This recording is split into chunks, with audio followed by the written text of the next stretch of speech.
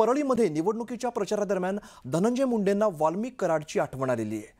वाल्मिक कराड संतोष देशमुख हत्या प्रकरणात प्रमुख आरोपी असून सध्या जेलमध्ये आहे। माझा सहकारी आज आपल्यात नाही याची जाणीव असल्याचं ते भाषणात म्हणाले। तसंच न्यायालय काय ते खरं खोटं तपासून पाहिल असंही धनंजय मुंडे म्हणाले।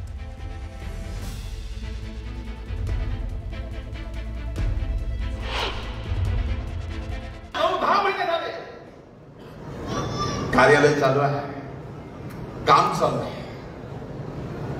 हे सगळं बोलत असताना आपल्यासोबत आपला एक व्यक्ती नाही याची जाणीव पण होते।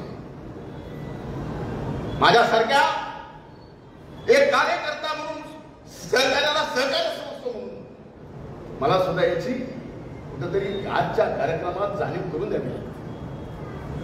काय चुकलं काय नाही ते बघेल न्यायालय, तर ती जाणीव नक्कीच।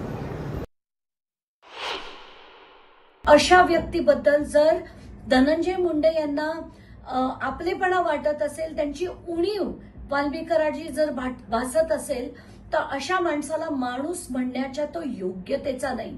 आणि अशा माणसाविरुद्ध आता परळीच्या जनतेला ठरवायचंय। कारण तुम्ही मी लढणार, विषयांवर लढणार, पण भोगावे हे मात्र तिथल्या जनतेला लागतंय। आणि आत्ताच्या घटनेला मला तर परळीच्या जनतेला सांगायचंय की खबरदार तुम्ही यांना परत कधी निवडून दिलं तर, आणि हे सगळं थांबवण्याचं आता तुमच्या हातात आहे आणि ते तुम्ही लवकरात लवकर थांबवा।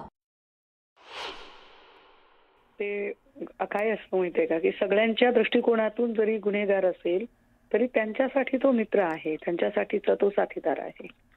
त्यामुळे कर्णाला माहित आहे की दुर्योधन वाईट आहे, तरी सुद्धा दुर्योधनाची आपण बाजू घेतली पाहिजे, दुर्योधनाला साथ दिली पाहिजे, कारण ती मैत्री आहे म्हणून तो कर्ण निभावत राहतो। आता लगेचच याच्यात कर्ण आणि दुर्योधन जोडायचं काही कारण नाही, परंतु धनंजय मुंडे यांच्या सोबत गेली अनेक वर्ष सावलीसारखे वाल्मिक कराड वावरलेला माणूस आहे।